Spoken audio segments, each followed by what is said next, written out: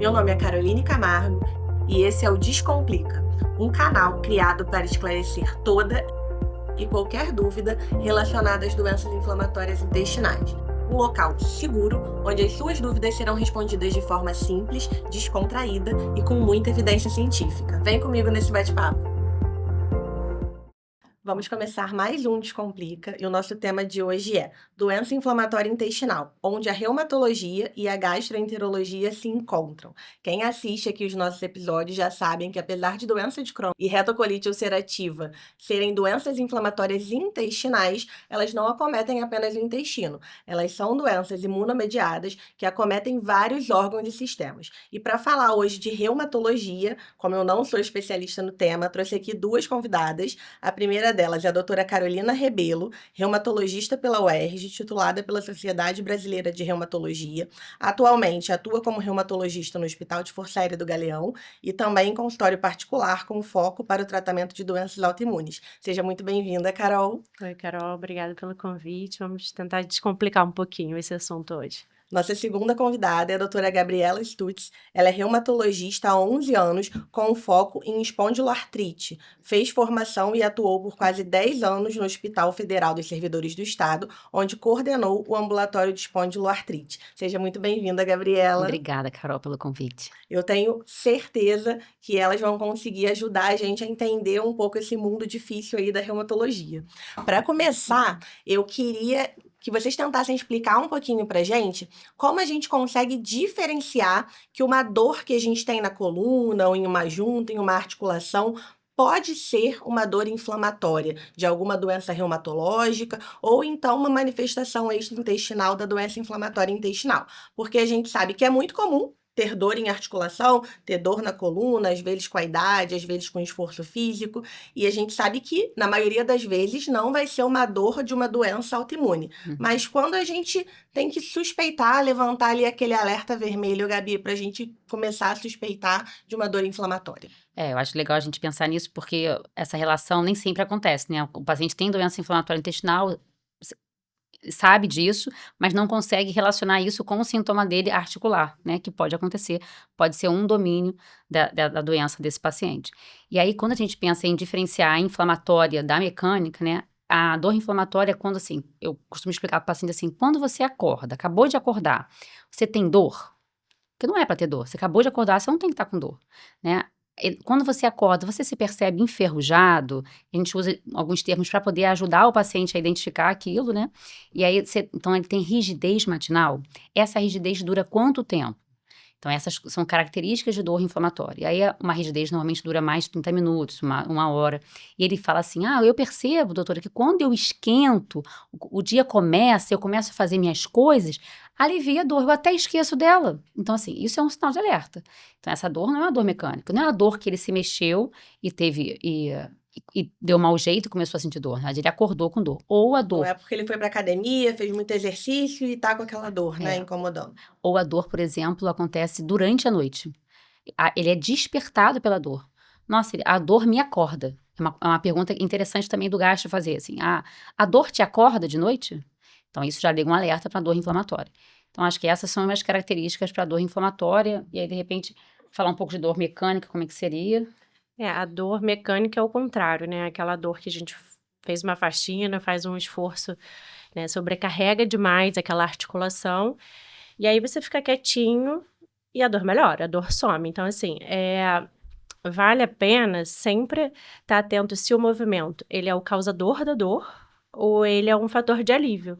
Então, assim, naquele dia que você tá cheio, foi lá, andou muito, caminhou muito, subiu escada, o joelho começou a doer, é uma dor mecânica. Você para, a dor melhora, então não é uma característica de dor inflamatória, é uma característica de dor mecânica. Então, normalmente dormir melhora aquela dor, né? O acordar de manhã, o repouso vai fazer com que aquela dor fique boa. Às vezes até passa, né? Porque foi a sobrecarga a causa. Agora, quando a dor é causada pelo repouso, aí sim tem que acender esse sinal de alerta, né? Como a Gabi falou, acho que o período noturno é muito importante. O paciente às vezes levanta da cama e começa a andar pela casa para conseguir voltar a dormir. relaxar, a ficar sem dor. Ficar sem dor. Então, esse é um alerta. E no exame físico, né, assim, se você percebe sinais de inchaço, de vermelhidão, de calor, isso já mostra, né, já fala a favor da inflamação. Aí o próprio médico vai, né, o médico clínico ou gastro pode encaminhar para o especialista, para o reumatologista, ou pode ser pedido um exame para detectar essa inflamação, se isso é um edema dentro ou fora da articulação, e aí isso vai ser desmembrado na consulta. A anamnese é fundamental, né? Para Sempre. diferenciar, porque a caracterização do sintoma. Porque, tenho dor nas costas. Você fala isso para um leigo, dormiu de mau jeito, fez um esforço. Isso. Mas tem que entender que existem características dessa dor Isso. nas costas. Então, a reumatologia, para vocês, não deve parecer, mas se você for conversar com o público leigo, várias pessoas não sabem o que é Nem um o que é. médico reumatologista. Não, verdade. nem né? procuram As de pessoas não cara. sabem. Isso. Então, assim, a pessoa tem uma dor nas costas, ela vai no No ortopedista. ortopedista, é A verdade. pessoa, né? Por quê? Porque a dor nas costas é alguma coisa que ela fez, é alguma coisa que aconteceu ali no osso, né? Na Só articulação. pensa nessa especialidade, por desconhecimento da outra. Mas o que eu acho legal, quando a gente pensa num paciente com doença inflamatória intestinal, é que qualquer dor no corpo importa, né? Uhum. Então, assim, e ele saber que isso pode ter relação com a doença. Eu acho que essa informação é uma informação muito interessante para o paciente ter, né? Para além do gastro também, saber que, por exemplo, um paciente que hoje está muito comum, a gente fala muito de fibromialgia, né? Talvez mais de fibromialgia do que as outras doenças que a gente precisa falar até para o paciente que tem a doença imunomediada, reconhecer os seus sintomas e saber da importância de levar isso para o médico que está acompanhando mais, para poder direcionar o tratamento e direcionar até a especialidade que vai seguir, né? Então, um paciente com doença inflamatória intestinal já diagnosticada, acompanhando no gastro, será que vale... Aí o paciente começa a queixar de dor no corpo, ou uma fadiga, né? Que é uma outra coisa que tem, é um sintoma super importante da espondiloartrite e é muito subdiagnosticado, sabe? Por todos, né? O paciente não consegue entender, às vezes ele se sente deprimido, tô muito cansado, tô desanimado, mas na verdade é tudo atividade da doença. Então, assim, e talvez a gente como médico, o reumatologista ainda tem essa... É mais fácil para a gente, porque a gente está acostumado com esse sintoma, mas talvez para o gastro também pensar sobre isso, de ter esse olhar, né? Tá muito cansado? Mas como é que você tá, né? Que eu acho importante. Mas aí, em relação à dor, como eu estava falando, a dor, no geral, ela vale o encaminhamento porque ela pode não ser uma dor miofacial, né? Ela pode ser uma entesite, que é, inclusive, o início de toda a doença, né? Quando a gente pensa em fisiopatologia da espondiloartrite. Então, vale o encaminhamento para o reumato conseguir examinar, pedir exame, quando ele julgar necessário, para diferenciar se isso é uma entesite ou, de fato, é uma dor miofacial. Carol, explica pra gente o que é entesite, porque eu acho que quem tá assistindo a gente não sabe nem o que é uma êntese. Então, assim, tenta dar uma explicada aí pro público leigo o que é uma entesite. Êntese, né? Entesite é uma inflamação da êntese. A êntese, ela é ali o local onde o tendão, onde o Qualquer músculo, coisa o tendão ou qualquer estrutura vai se inserir no osso. Então, esse local da Como se inserção, fosse a ligação ali, né? Entre o o osso e essa no outra músculo, estrutura, outra né? Eu tô estrutura. falando do tendão, mas pode ser outra estrutura. Então, esse local fica inflamado. Esse ponto de Esse ligação ponto fica ali. inflamado. Então, a gente tem êntese no corpo todo. Então, com certeza, Então, é pode ser difícil uma pro dor. paciente saber que ele tem uma entesite. Ele Muito. Às pode vezes a ter gente uma acha dor que no tem uma corpo. dor muscular, eu dormi de mau jeito, uma dor no quadril, né? Tem locais mais clássicos, assim, né? Como a fascite plantar, a dor no Aquiles, que é a dor no calcanhar, ali no pé, né? A dor no cotovelo. Então, tem alguns locais mais clássicos, assim, mas tem êntese, assim, no corpo E todo. aí, Então, é entesite, o it de inflamação na êntese. E o reumatologista vai ser fundamental, porque ele vai Sim. examinar esses locais, essas ênteses, e ver se aquilo ali vezes tem isso uma é- inflamação. E até pra gente é difícil. É difícil. Diferenciar, né? É. Quando a causa é mecânica, quando é inflamatória, quando é miofacial, para fibromialgia, quando é entesite. Então, é difícil.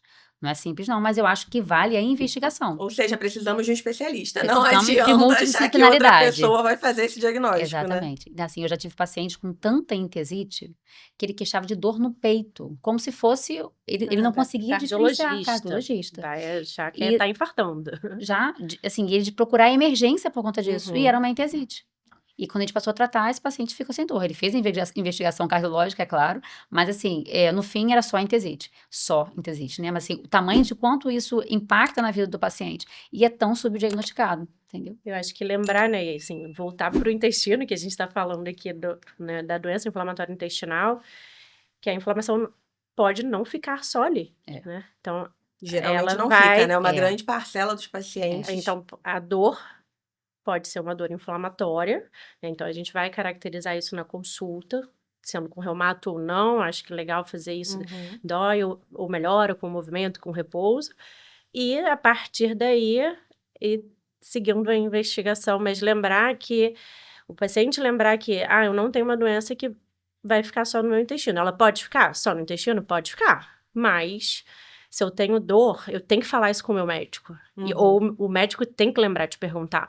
Tem que ter essa troca o tempo todo. Se o paciente não perguntou, o médico tem que lembrar de perguntar. E se às vezes, né, o médico não perguntou, O paciente eu tô mais com atento dor, pode eu tenho que lembrar de falar. Eu vou lembrar na consulta, mas ele é gastro. Mas eu tenho que falar. O paciente, é muito importante que ele fale qualquer dor que ele esteja sentindo. Então, acho que a gente entendeu muito bem quando a gente suspeita de uma dor articular inflamatória, que é o que interessa pra gente aqui nesse contexto de doença inflamatória intestinal. Então, se a gente tem uma dor inflamatória, isso pode ser uma manifestação extraintestinal de uma doença inflamatória intestinal. E aí, essa dor articular, ela pode se manifestar de algumas formas, né? Pode ser de uma dor articular periférica, de articulações periféricas, ou de articulações centrais. Fala um pouquinho dessa diferença pra gente, Carol. Sim, as articulações periféricas, né, a gente pode pensar assim no corpo tendo um eixo central, né, que é a coluna, né, e o quadril, e os membros, assim, né, vamos pensar bem dessa forma para tentar ser mais didático. São as articulações periféricas, são mão, punho, cotovelo, joelho, ombro, tornozelo, isso vai ser o periférico. E o axial seria o central, quadril e coluna. E aí é importante a gente tentar localizar essa dor, se ela é só periférica, se ela é só axial, ou se tem os dois, né? Porque aí isso pode mudar a escolha do tratamento. É isso aí. Por aí. É importante a gente lembrar, né, que o paciente pode ter doença inflamatória intestinal e evoluir com manifestações das articulações, ou o paciente pode começar o quadro dele com manifestações das articulações e depois evoluir para sintomas intestinais. Então, acho que tanto o gastro tem que ficar atento, né, do paciente que ele está acompanhando ali com doença inflamatória intestinal quando começa a ter alguma queixa articular, mas o reumatologista também tem que ficar atento quando o paciente que ele está tratando ali com uma dor articular inflamatória pode ter sintomas intestinais e ter uma doença inflamatória intestinal. Acaba que é uma via aí de mão dupla de troca de certeza. paciente, né? É. E até o tratamento, que depois a gente vai falar depois, tem que ser um tratamento conjunto, porque Sim. tem algumas manifestações extraarticulares que vão ficar ali com atividade quando o intestino também tá ruim, e aí a gente tratando o intestino, essa articulação vai ficar bem. E às vezes não, às vezes tem manifestação extraarticular, extraintestinal, uma manifestação articular, que o intestino tá ótimo, Sim. e ainda assim você tem uma atividade inflamatória ali daquela Independente, né? articulação, né? Tem cursos independentes. Às vezes a gente tem uma articulação que tá com atividade mesmo com a doença controlada. E aí essa troca de reumato e gastro até para o tratamento é Super muito importante. importante, né? Dificilmente você vai conseguir tratar esse paciente, acompanhar esse paciente sozinho. Vai ter que ficar ali na troca o tempo inteiro. Vocês notam, assim, no ambulatório de vocês, na prática clínica, que os pacientes com doença inflamatória intestinal demoram a fazer esse diagnóstico dessa manifestação extraintestinal? Acho que quando você está falando Sim, o paciente tem doença inflamatória e aí, em algum doença momento, inflamatória intestinal, em algum momento chega para vocês com uma dor articular. E aí, quando vocês vão conversar, é uma dor que surgiu rapidinho e o médico já Demora. encaminhou para vocês, ou o paciente já tem aquela dor há um há muito tempão? tempo. Quando você vai conversar com o paciente, normalmente, o paciente já É tem uma essa dor dor há muito tempo. antiga. Muito antiga. Isso é ruim, porque E isso é dá sequela na articulação? é, Vocês já pegam articulações com mais sequela ou às vezes não? muitas vezes sim. Então, assim, tem que uma das coisas que a gente tem que pensar quando a Carol falou de axial e periférico, né, é que, não é matemática, né? Mas assim, a doença axial, principalmente, ela pode, quando a gente estava falando de entesite, né? A evolução da entesite é a neoformação óssea e uma possível anquilose. E aí, quando chega sem tratar, a ideia é que a gente interrompa isso no momento da entesite, que é a inflamação. Porque eu paro a progressão da doença e deixo de fazer a anquilose. A anquilose seria, tipo, deixar a coluna dura, vamos dizer assim, né? Que hoje é o que a Que gente... limita muito o movimento do paciente, né? Exatamente. Limita o movimento, limita a qualidade de vida, é o que a gente não quer que aconteça com o paciente e é o que o tratamento visa impedir, né? Essa é a ideia.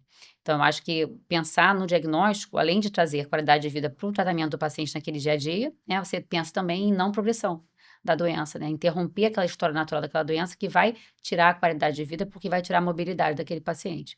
Então, a doença axial, ela tem que ser sempre, não só axial, né? Periférica também, mas ela tem que sempre ser lembrada para evitar o dano, né? Assim, em geral, a artrite periférica, ela tem um prognóstico melhor.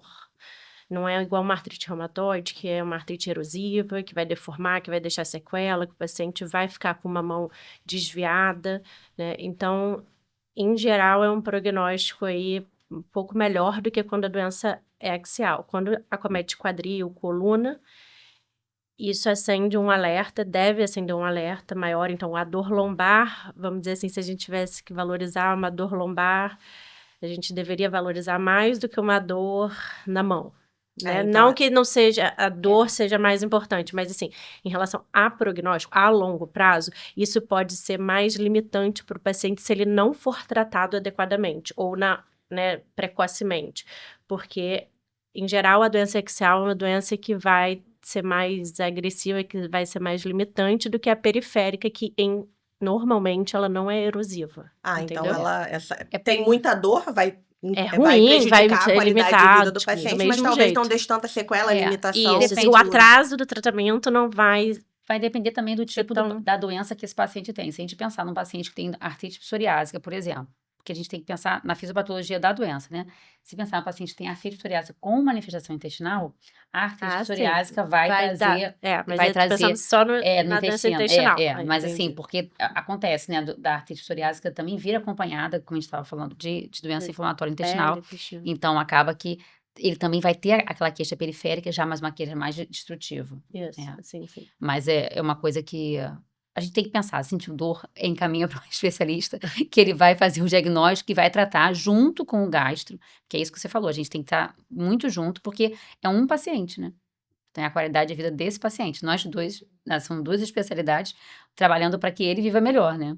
E acaba que essas doenças imunomediadas, elas se comunicam, né? Sim. E então, um paciente que tem uma doença autoimune, ele tem maior chance de ter outras. Então, é muito Sim. comum que o paciente que tenha aí essa imunidade, essa autoimunidade aflorada, ele tenha manifestação intestinal, que aí a gente vai dar um nome, tem manifestação reumatológica que vai dar um nome, tem manifestação na pele que vai dar um nome, e no final a gente talvez descubra que seja uma doença só, com várias manifestações, né? Mas como a Carol comentou, que o acometimento axial, ele tende a ser mais grave, né, como manifestação extraintestinal da doença inflamatória intestinal, acho que a gente podia falar um pouquinho desse acometimento axial, né, na doença inflamatória intestinal, das espondiloartropatias. Você fala pra gente um pouquinho, ô Gabi, dessas espondiloartropatias, que seria esse acometimento mais axial É aí? que, na verdade, a espondiloartrite ela é uma doença que a gente entende ela como um grande guarda-chuva. E dentro dela, você pode ter a manifestação axial e periférica, né? Aí, quando você pensa em axial, ainda tem a radiográfica e a não radiográfica. A radiográfica era o que a gente antes falava de espondilite anquilosante. Tiramos esse termo recentemente para tirar o peso disso. Nem todo paciente anquilosa.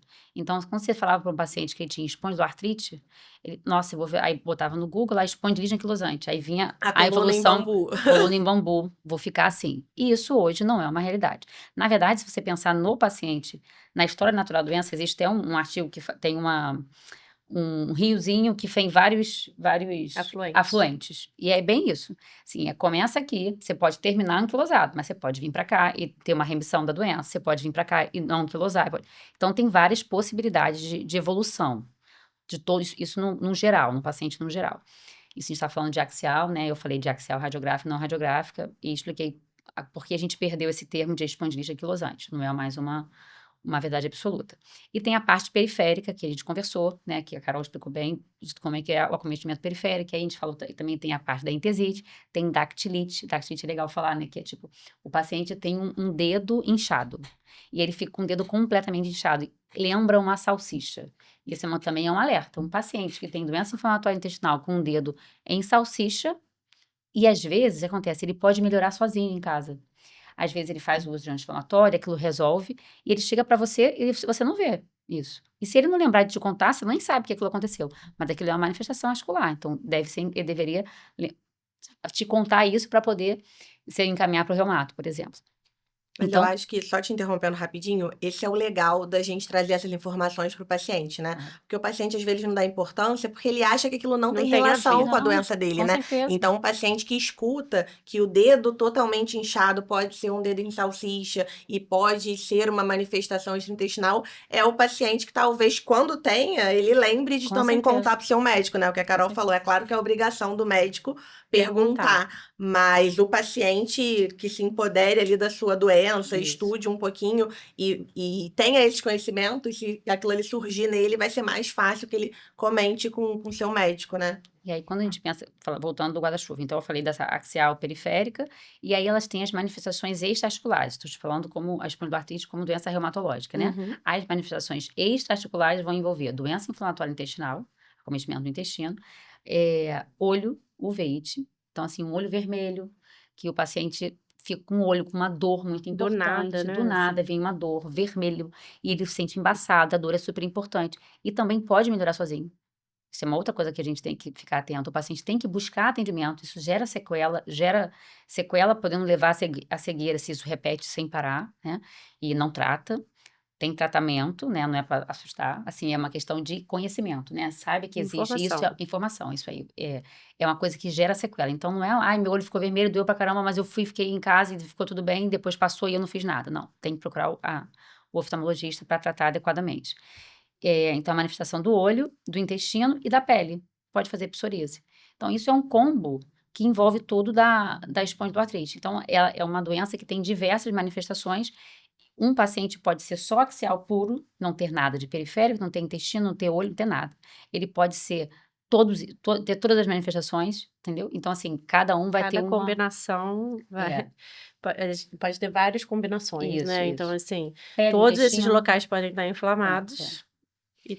E aí, o importante lembrar é isso, assim, tudo pode relaciona. ser relacionado a uma doença só, e aí podemos escolher o melhor tratamento de acordo com esse checklist, né? O que ele marcou ali de acometimento. Então, acho que é por aí. Carol, hoje a internet, ela é totalmente disseminada, o paciente tem alguma coisa, ele joga ali, né? E aí o ChatGPT, o Google dá um monte de coisa solta para ele, ele fica tentando entender. Quando a gente fala aí de espondiloartropatia, se a gente jogar no Google, a gente vai achar aí o HLA-B27. Você consegue explicar pra gente o que que é isso? Qual é a função? Tem funcionalidade? Não tem? Quando a gente pede? Então, o HLA-B27, né? HLA-B27, ele é um exame genético. Então, ou ele é positivo ou ele é No negativo. sangue, né? Só pra É um exame de entender, é um exame de sangue, sangue. tá? O paciente vai no laboratório normal, coleta sangue, e o médico vai pedir, né? Solicita pesquisa de HLA-B27. Então, ele é feito uma vez na vida. Você não precisa ficar repetindo. Ele é genético, ele é positivo ou negativo. Então, se você fez em 2000, ele era serve. positivo, ele Isso aí. serve. Você não precisa pedir de novo, não precisa o paciente pedir para dosar de novo, que às vezes eles pedem, será que o meu ficou negativo? Não, então é aquele exame, positivo ou negativo. Então, ele é um exame genético que tem muita relação, né, com que era, né, a espondilite anquilosante, mas o acometimento axial puro, mas quando tem relação à doença inflamatória intestinal, a gente não vê ele ser um exame tão relevante, porque eu acho que é em torno de 50%, né? 57%. Depende muito da população. Eu acho que ele pode vir negativo. Então, a gente volta aí para a anamnese, para o exame físico, né? Que é o determinante. Então, mais importante É o quadro clínico do paciente. O exame, ele pode auxiliar, se ele vier um exame positivo, a gente vai, talvez, investigar mais a parte ali da sacroiliaca, a coluna desse paciente. Só que se ele é negativo, ele tem mais chance de ser É que assim, um teoricamente, acometimento axial. axial radiográfico, porque a não presença- relacionado com a doença inflamatória ou não tem...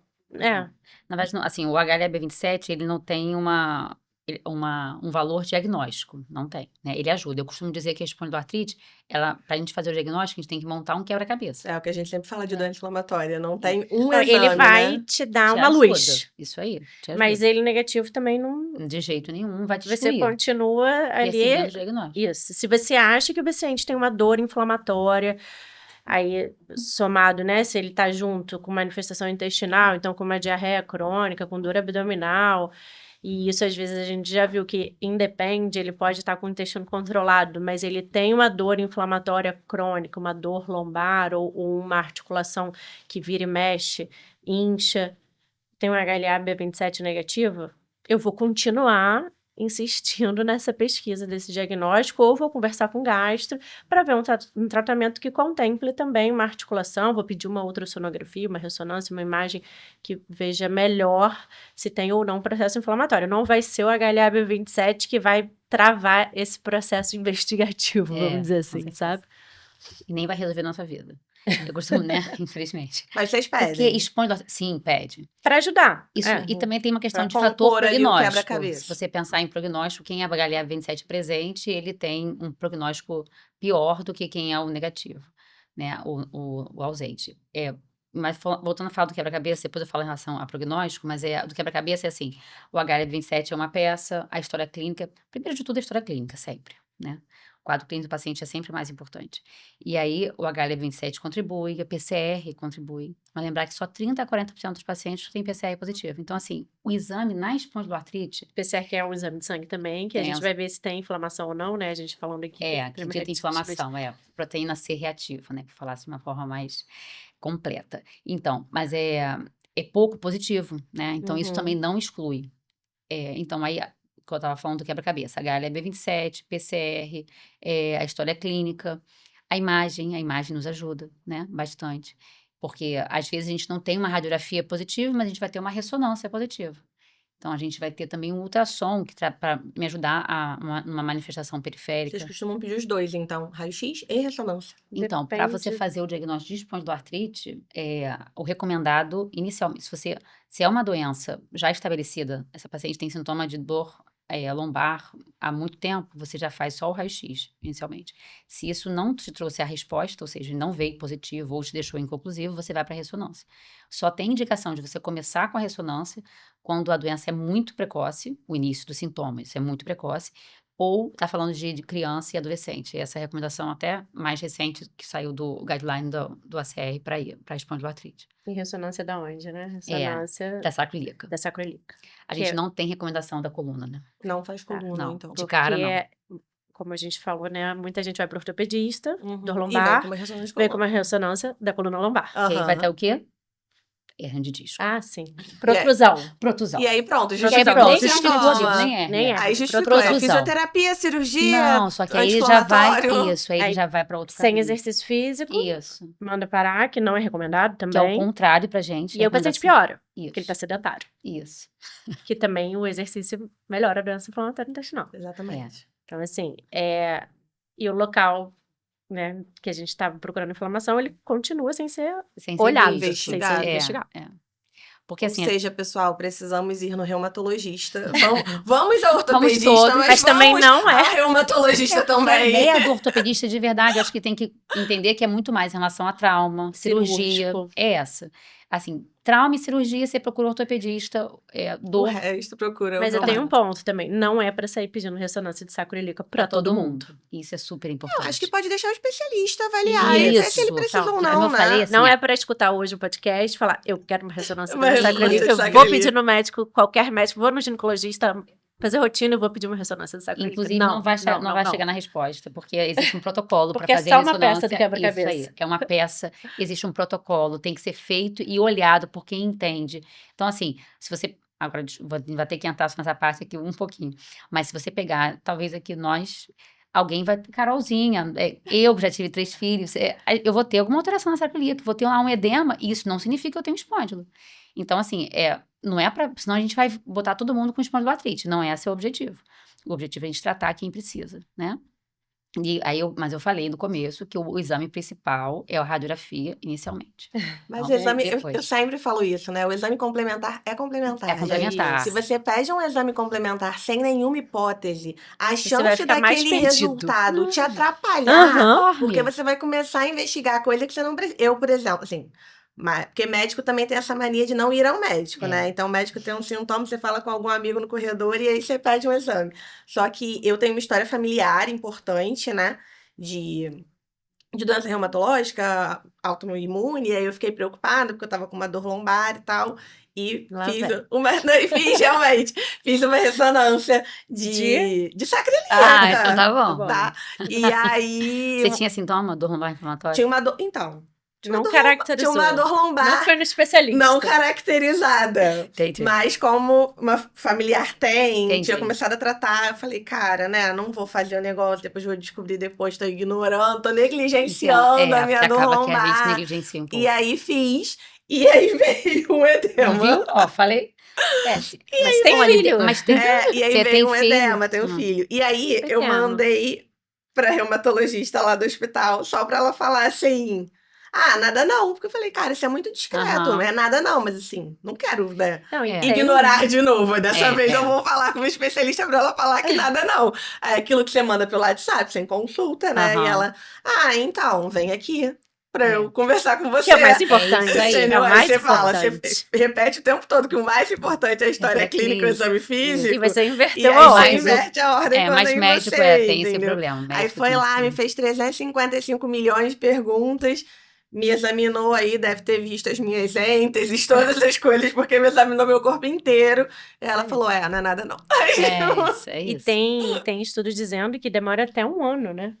Depois, pós-parto. Até pra- mais. E pra quanto ressonância múltiplos filhos vir. é Pra também. assumir. Isso. Então, Múltiplos filhos tem contam. que saber o que você valoriza, entendeu? É isso, assim. Em que momento, em qual paciente, é uma mulher, teve filho, não Casa de teve, ferreiro, teve espeto parto de normal, pau. teve cesárea. E quantos cortes são acometidos, existe todo um protocolo para isso, né?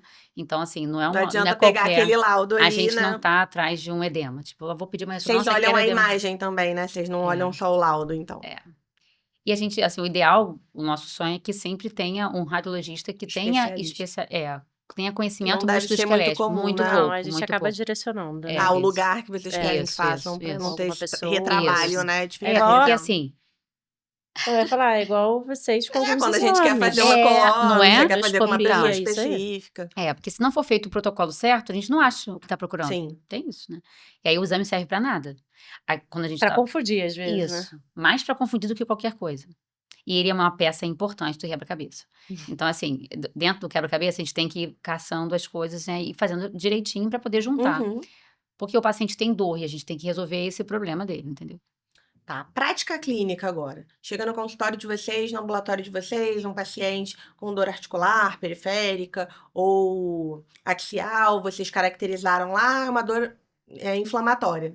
Vocês sempre perguntam sobre sintomas do trato gastrointestinal? Sempre história questionam, clínica, sempre. Né? Mesmo que o paciente não fale, vocês Isso. fazem aí essa investigação pela clínica. Isso. Se o paciente tem sintoma, o que vocês fazem? Manda pro Encaminha para o gastro. gastro ou pede alguma coisa? Eu já peço Manda pra colono. gastro. E Pede mando pro colono. gastro. Pede colono sempre, então. Então, sempre não. Qual é o meu racional? Assim, se o paciente tem mais de 45 anos, ele já vai ganhar Ele iria fazer. Ele uma já colono. iria fazer Isso. isso. Então, assim, aí eu já encaminho a colono.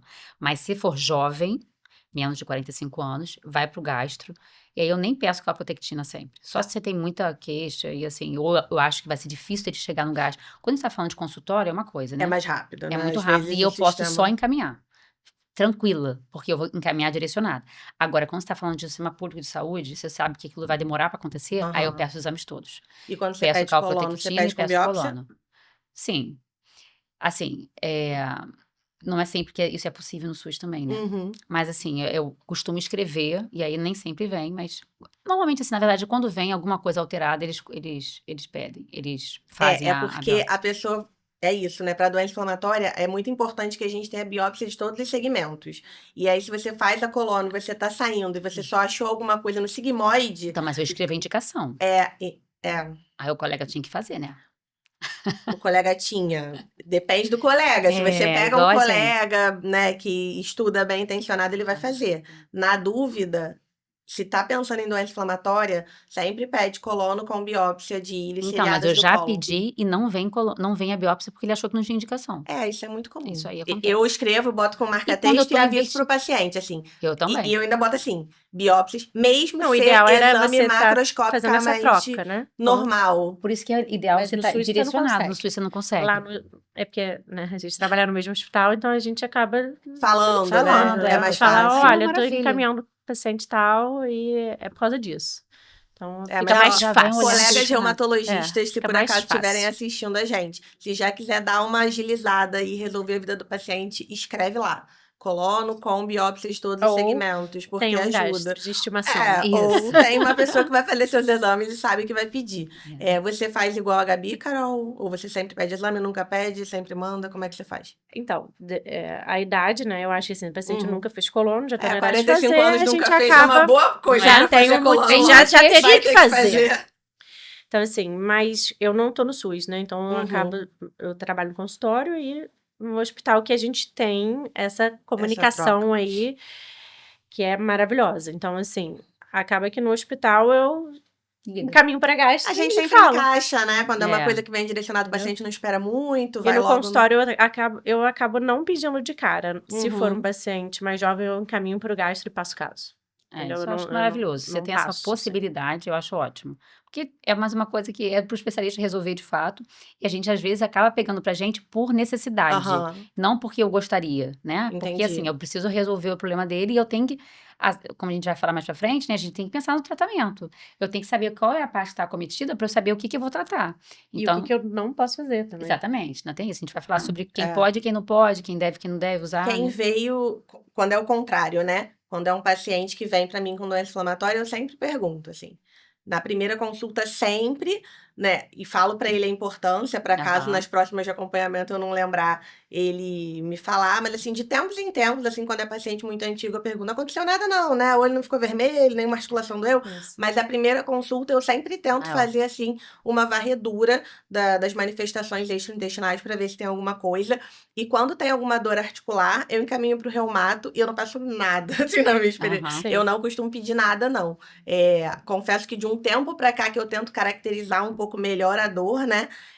Mas antes, assim, qualquer dor, Eu acho que eu, vale, eu eu acho que encaminhava vale. sem nem caracterizar a mecânica É porque eu inflamatória, acho. mas agora eu tô tentando, pelo menos, ser um pouco mais. Não, É e porque até é assim, tanta coisa para entender. você ver na consulta, né? É. Que aí se você tiver que dedicar tempo também É. naquilo, mas eu sempre encaminho sem exame. Vocês Normalmente a gente vai acham. pedir de novo alguma coisa. Mas vocês Então, acham que valeria a pena Eu acho o que para quem gastro faz encaminhar consultório algum e outro vai ser exame? rápido, eu acho que não. Não, né? Não. é. Se Agora, é quando o- a gente tá falando de SUS, aí eu sim, também, porque eu a sou gente igual a tenta Carol, adiantar. também não É. trabalho no SUS Mas é mais, né? nosso Eu faço sentido. só consultório particular, trabalho no hospital que a gente tem um acesso mais fácil. É. E aí, nessa Eu realidade, eu acho que não realmente precisa. não peço. Vocês Não também precisa. acham que se tem esse acesso mais rápido, não vale a É. pena pedir nada, né? O Acho que gastro não, pedir acho que nada pro na reumato. anamnese mesmo, assim, né? Ah, tem diarreia, sangramento, Uhum. tem dor abdominal. E se tiver, eu já mando no máximo um marcador inflamatório, né? Aham. Talvez É que A vai gente pedir vai pros pedir um dois, PCR, né? vai vai Porque pedir vocês pros vão pedir dois. pra vocês, vai né? pedir. É um exame Isso, comum, né? Assim, É. então VHS, PCR. Mas eu acho que pro gastro, ele tem em mente que aquilo ali pode ser inflamatório, já é uma informação importante. Aham. Isso, Então, acho que então é a o mais ideia de você importante, né? caracterizar a doença, pronto. Caracterizei, parece que é inflamatório. Vou mandar ele pro Parece pouco, reumato. né? Mas eu É acho que é o muito. principal. É isso aí. É muito. Então, assim, Perfeito. Então, estamos acertando pela. Não estou tão errada. E aí a gente passou, assim, de caracterizar uma dor articular como inflamatória, os tipos de acometimento, né? Periférico, axial. A gente falou um pouco mais aí dessa dor axial, que traria mais sequelas e mais problemas a longo prazo, por ser um pouco mais agressiva. E agora a gente vai falar um pouquinho de tratamento, né? Na verdade, isso é um podcast, é uma coisa para conhecimento geral. A doença inflamatória intestinal, as doenças reumatológicas também, é muito individualizado o tratamento, né? Não é uma receita de bolo, tem isso, faz isso, porque a gente precisa de várias características do paciente, do indivíduo, né? Sim, A gente vai falar aqui de classes, mas isso não substitui consulta médica, claro. prescrição, nada disso, né? E essa caracterização ela é importante para o tratamento, que a gente Sim. falou, né? Porque algumas drogas vão ser importantes, vão ser melhores, né? Para doença periférica, algumas drogas vão ser melhores para doença axial e não vão tratar. axial. Algumas drogas vão tratar a doença periférica e não vão tratar a axial. Isso. E aí, quando a gente está falando de acometimento reumatológico e doença inflamatória intestinal, ainda precisa ser uma droga que vai pegar o intestino e vai pegar a articulação, né? Isso aí. Como é que vocês costumam fazer, assim, em relação ao protocolo de vocês, tratamento no geral, né? Eu acho assim, antes do tratamento dos mais inovadores, né, que a gente sabe que são os imunobiológicos, eu acho que vale aqui só levantar um ponto, os Corticoide. anti-inflamatórios. Não, os anti-inflamatórios, no geral. Anti-inflamatório não precisa de receita controlada, é super usado, assim, né, é super vendido em qualquer balcão de farmácia. Não deveria, por conta dos efeitos colaterais. E eu acho que deve acender o alerta e que às vezes o paciente usa o anti-inflamatório para dor, para artrite, para doença articular, e isso pode piorar o intestino, né? E aí eu rebato aí a tua pergunta, só para lembrar que a gente, né, o que deveria ser feito, como é que deve ser feito esse uso com anti-inflamatório, pode ou não pode, com o intestino O ou não? anti-inflamatório, ele é péssimo para muita coisa. A gente sabe que tem algumas patologias que você precisa de um uso limitado ali do anti-inflamatório para controlar. A reumatologista gosta até mais de anti-inflamatório do que a gente da gastro. Mas o anti-inflamatório, ele é péssimo pensando em trato gastrointestinal como um todo, né? O anti-inflamatório, ele pode dar lesão da boca ao ânus, ele pode dar lesão no estômago, pode dar úlcera em qualquer lugar. Essas úlceras, elas podem perfurar, elas podem sangrar. Então, um paciente um pouco mais frágil, mais idoso, ou até um paciente jovem que faz uso crônico de anti-inflamatório, ele pode ter uma hemorragia digestiva, tanto alta quanto baixa, por uma úlcera, né? As úlceras do estômago e bulbo ali do duodeno, a gente consegue amenizar um pouco fazendo um protetor gástrico. As úlceras do intestino, a gente não consegue fazer isso, mas não é só isso, né? A gente tem lesão renal também pelo anti-inflamatório. Então, o anti-inflamatório tem muitos efeitos colaterais e quando eles são usados, eles têm que ser usados com uma prescrição médica, com um médico que vai estar ali acompanhando, um médico que vai estar responsável por aquela medicação e um médico que vai te orientar o tempo que você vai fazer, porque não é uma medicação para você ficar fazendo o uso indiscriminado, né? Então, assim, na doença inflamatória intestinal é bem ruim. Eu não uso, eu falei Porque ele isso porque desencadeia quando já sei, eu não atividade de uso. doença. Então, assim, se tem uma suspeita que pode ter uma doença inflamatória intestinal junto, o ideal é não usar. E se usar, usar pelo menor tempo possível. E se precisar usar, mesmo que pelo menor tempo possível, o gastro tem que saber que o paciente usou. Porque se ele entra em atividade, se ele sangra e você faz ali uma coluna, uma reto, todas as lesões podem ser pelo Só uso do de anti-inflamatório. anti-inflamatório e não uma atividade de doença, né? E daí essa é a importância da caracterização dos domínios, das manifestações dessas doenças, né? Porque assim, a espondiloartrite, no guideline, o tratamento do anti-inflamatório, ele tá lá. Então, assim, se eu sei que o paciente tem diarreia, tem distensão abdominal, eu sei que esse paciente talvez não possa Você vai usar. Eu pular tenho que aquele ter estágio. certeza que ele não tem doença inflamatória intestinal para usar isso com Pra mais liberar esse tranquilidade. uso. E aí, para além do anti-inflamatório que a Carol falou, tá totalmente uma lembrança super importante, porque o uso é indiscriminado, né? Assim, é fácil acesso, diferente do biológico, que a gente precisa de toda uma papelada para liberação. Mas a importância também vem desde esse começo, né? De caracterização desses domínios. E para esses domínios, né? A gente pensa em relação a biológico, tem aquele, como você falou, tem os pacientes, pra gente, na reumato, né? Tem as drogas que a gente usa para espondiloartrite. Dentre essas, tem aquelas que a gente consegue tratar o intestino e o olho, diferente daquelas que... Não, tem duas que tratam todos os domínios, duas classes, né? Todos os Quando a domínios. gente fala de domínio, a gente está falando de articulação, De olho, manifestação. pele e intestino, né? Isso, é bom. porque assim, são manifestações da doença, né? Então, se eu consigo tratar olho, pele, intestino, E periférico e axial, Isso. com 2 classes. A outra classe, a gente vai falar sobre as classes ou a gente vai deixar isso genérico? Acho que pode falar, Pode não falar. tem problema não. Então, anti-TNF, inibidor de JAK. Inibidor de JAK não tem tratamento específico para uveíte, tudo para uveíte ainda, mas as meta-análises É mostram que promissor. tem uma diminuição de novas uveites de recorrência, então parece ser uma boa possibilidade em relação ao uveíte, mas para TNF, ele cobre todos esses domínios, os anti-TNFs, né? E tem a IL-17, tem a IL-17A, né? Que a gente usa para espôndilo, que é excelente para pele, as interleucinas são boas para pele, são boas para axial, são boas para periférico, mas não tratam o intestino. E ainda tem aquele debate de provoca ou não Poder piorar, provoca, né? mas a tendência é que a gente entenda que isso não acontece, que não deve ser usado em pacientes que têm a doença inflamatória intestinal, mas não existe uma comprovação que isso vai induzir a doença inflamatória intestinal.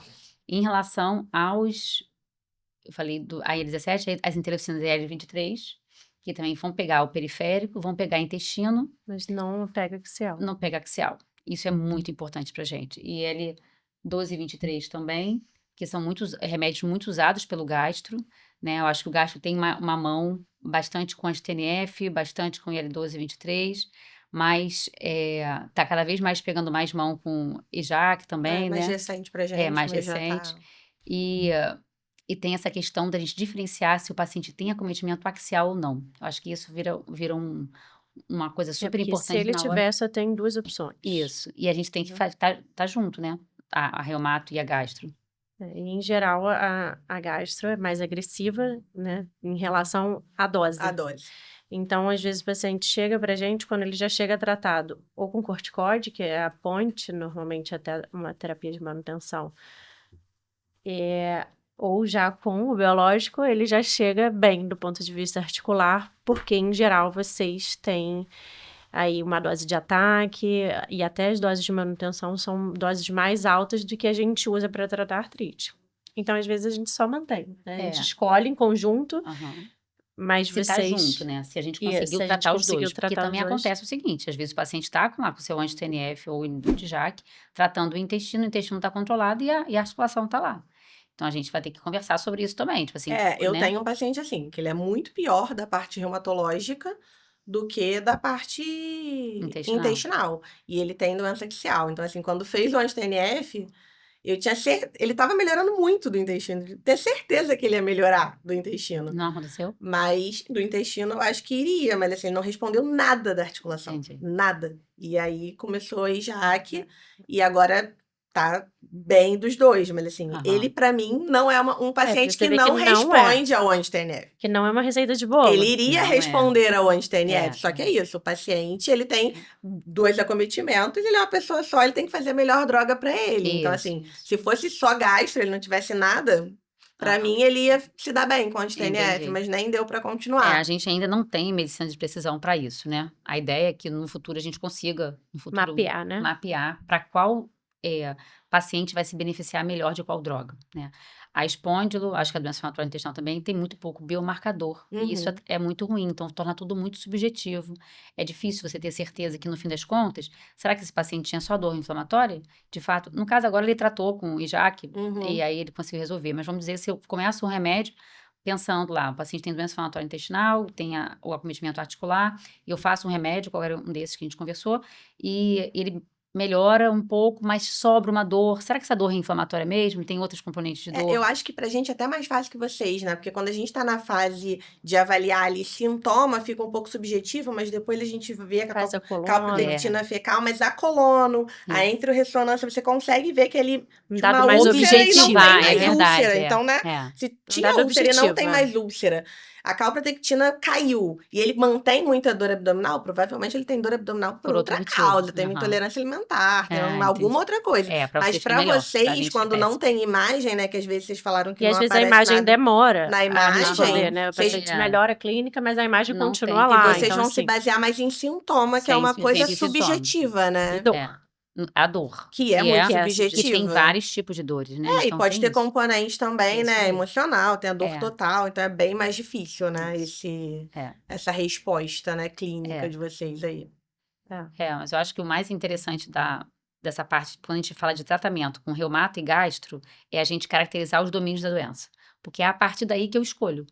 Então, assim, se a gente E às não vezes caracterizar antes, às vezes limita, né? Porque você tem um leque de opções. Quando você hoje em dia a vê... gente tem muita opção. mas Que quando... Pra tinha gente, anos como atrás, reumato, né? a gente tem muito muito mais que a isso gente. aí, muito mais. Só que aí, quando Olha a gente assim, o tem uma paciente tem um doença leque de inflamatória... opções, mas aí tem também acometimento do intestino Tem axial, a acabou. pele, tem Dois. o olho, Tem acabou. dois. Duas classes, sejamos justos. Tem muito duas anti-TNF. classes, é verdade. Então, assim, na verdade, eu acho que o mais importante é a gente caracterizar para poder escolher certo. Porque, pensa comigo, um paciente está lá sangrando, e assim, o acometimento da doença inflamatória intestinal é super importante. A pessoa Sim, vai no banheiro milhões de vezes. Ele é prejudica incapacitante. muito a qualidade de vida. Você imagina acordar à noite 10 vezes para ir no Pra poder ir banheiro. no banheiro. Não, e desidrata, poder faz sair. anemia. Sim, não poder sair de casa. Então, assim, tem várias coisas que atrapalham muito. Aí, o gastro resolveu lá com uma droga que não tratou a parte axial. Mas esse paciente mantém depois. Aí depois, coitado, ele que resolveu a vida dele ali. Aí ele começa a prestar atenção que, na verdade, ele tá com super dor. E aí, de repente, aquilo nem era uma queixa tão importante, mas aquilo sobrou depois. Né? Já que resolveu a parte mais importante. Você consegue perceber, na verdade, o resto. E aí, agora, quem é que tira esse remédio desse paciente? É difícil. Difícil. Alguns pacientes a gente vai ter que associar mesmo, né? Mas assim, a gente tinha a opção de, no começo, usar uma droga só. Então, assim, se tivesse caracterizado os domínios no começo, né, as manifestações todas... E essa conversa, talvez essa troca, né, já Isso. tivesse encaminhado ali para excluir, tô na dúvida. Porque também o paciente com doença inflamatória intestinal, que tem dor abdominal, fica tudo misturado, né? tem A muita dor dor. lombar com a dor abdominal. E aí ele melhora a dor abdominal, melhora a qualidade de vida, para de ir no banheiro toda hora, já ganha qualidade de vida. Às vezes para ele tá bom. É sim. Aí você fala, aí você ele tem não que quer fazer a mexer, busca ativa no isso aí. consultório. Não, mas porque aí- ele tá tanto tempo limitado que 50% para ele tá bom. E aí a Isso aí. gente vê que tem mais coisa. Tem mais Isso, coisa. a Tem gente mais precisa, caroço nesse a umbigo, cada sabe? consulta E- tentar estratificar e delimitar a doença, né? Porque às isso vezes o aí. paciente chega mais grave e você não tem esse tempo. Mas foi como você falou, assim, você pegou isso no início, você pegou esse paciente inicialmente, você caracterizou isso aí, lógico que depois de algum tempo você vai ter que repetir essas abordagens, mas inicialmente é o mais importante, depois você vai, não precisa ser em todas as consultas, né? A gente chama de consultas de rotina e as consultas mais estendidas, né? Essas consultas mais estendidas aí poderia ser mais direcionado para essas manifestações, no nosso caso, extra-articular, no seu caso, extra-intestinal, né? De revisitar essas perguntas. Mas também tem uma coisa, né? Quando a gente informa o paciente, então assim, esse Isso. podcast é maravilhoso por conta disso, porque se você tem informação, ele mesmo pode trazer. Pode ser uma Assim, coisa ativa, né? E ele tá com tudo, com o intestino controlado, mas ele, poxa, meu dedo acordou aqui super inchado, Isso. doendo. Então, ele vai te trazer isso. Vou levar pro Porque ele pro tem essa médico. informação que isso Então, tem a ver acho com a que é doença isso, se dele. alertar o paciente o que pode inflamar nessa doença. É o intestino, é a pele, é o olho, é a articulação. Qual a articulação? É a coluna, quadril e Todo o resto. todo o resto. Então, assim, acendeu ali uma coisa nova, fala com o médico. Isso aí. Do mesmo jeito que tô ótimo da articulação. Comecei uma diarreia, comecei um tratamento, às vezes até com ele 17, E que não você- tem tanta coisa assim. Mas é uma coisa nova, é uma novidade, é uma coisa que não existia, agora existe. Comunica. Ah, mas não tem nada a ver uma coisa com a outra. Eu vou no banheiro e o que tem a ver minha coluna? Fala. Porque Estamos acostumados, tá, gente? O gastro, você pode falar que tá com dor articular, você pode falar pro reumato que tá com diarreia, comecei tá tudo com bem. caspa na Isso que eu ia falar, acho que a gente não cabeça. falou muito de psoríase. Psoríase. Comecei É o a nosso próximo descamar. episódio. Dermato, Ai, aí, que ó. bom, É bom que então. já Nosso fica o próximo gancho. Isso episódio. vale super a pena. Porque Gente, eu acho que a gente conseguiu esclarecer bem. Eu só queria pegar um gancho do que a Carol falou do anti-inflamatório, que o corticoide é a mesma coisa, né? Ah, sim. Prednisona também não precisa Tinha que de ter receita controlada, tinha que As ter. Vamos mudar pessoas isso. fazem corticoide à toa. Quando elas descobrem que fazendo corticoide a articulação melhora, o intestino isso. melhora, elas ficam felizes e elas acham que é o remédio salvador da pátria e aí elas começam a usar também corticoide indiscriminado. O anti-inflamatório a gente falou, né, que pode atacar o trato digestivo, que pode atacar também o rim. O corticoide você Nossa. multiplica isso por É. vários outros sistemas que ele pode pegar, né? Então, assim, aumenta a olho, pressão, aumenta a osteoporose, glicose, olho, dá osteoporose, pode catarata, dar catarata. glaucoma. Então, assim, Nossa. não E usem faz efeito rebote. Então, quando você pra tira a tirar dor, às vezes insuficiência fica adrenal. pior. Insuficiência adrenal, e quando tem psoríase, faz rebote também. Então, assim, não é uma droga que a gente tem que Não usar comprem por conta própria. Não comprem, muitas não vezes o usem. paciente vai na emergência, toma um injetável que vende na farmácia e ele fica bem durante 20 dias. Ele fala, minha vida mudou, eu entendo. Mas que ele procure acompanhamento médico para poder direcionar o tratamento daquela doença. Mas ficar repetindo, quantos pacientes que a gente recebe com múltiplas injeções, né? Há Uhum. tempos usando. É uma dose super alta de corticoide, o paciente está usando há tanto tempo. E aí já chega com osteoporose, osteonecrose de Já quadril. chega com as complicações, Nossa, né? é super complicado. E a gente não tem como resolver Não isso. tem. E hoje tem tratamento melhor do que isso. Vai Hoje já resolver tem, a né? vida de qualquer tratamento, forma, só tem. precisa ir ao médico. Então, Tem mensagens no pra SUS, casa. inclusive, no SUS, plano de saúde, a gente consegue tratamento bom. Mensagens para casa. Não usem anti-inflamatório por conta própria. Não usem corticoide por conta própria. Lembra do reumatologista, tá? Ortopedista só se tiver trauma, coisa aguda, coisa crônica. Vai no reumatologista, pelo amor de Deus. Lembrar de todas Ou essas fala coisas. com seu médico. Lembrar de todas essas coisas que a gente falou como manifestação para conversar com o médico, né? Que assim, trazer isso para o médico, acho que isso é uma mensagem. E que ela falou do SUS, né? Todas essas drogas que a gente conversou aqui estão disponíveis no SUS. Então, Pra gente não. Pra gente, a gente não tem todas as opções no SUS, mas estamos. Pleiteando. A gente já tá Vai no crescer. caminho, Não, tá vai maravilhoso. chegar e a gente tem muita coisa boa no SUS. Então, mesmo Sim. que a gente nós não tenhamos todas as opções, a gente tem muita opção boa, não Melhor que o precisa ir corticoide. muito melhor que o Muito melhor que o corticoide. Então, não precisa ficar usando aí medicação por conta própria. Eu adorei. Também. Eu aprendi Ai, foi pra ótimo. caramba. Espero que vocês também. Reumato, assim, é um mundo à parte, mas que bom que tem pessoas maravilhosas pra explicar. Muito obrigada, meninas, ótimo. pela presença. Foi ótimo, Carol. Obrigada.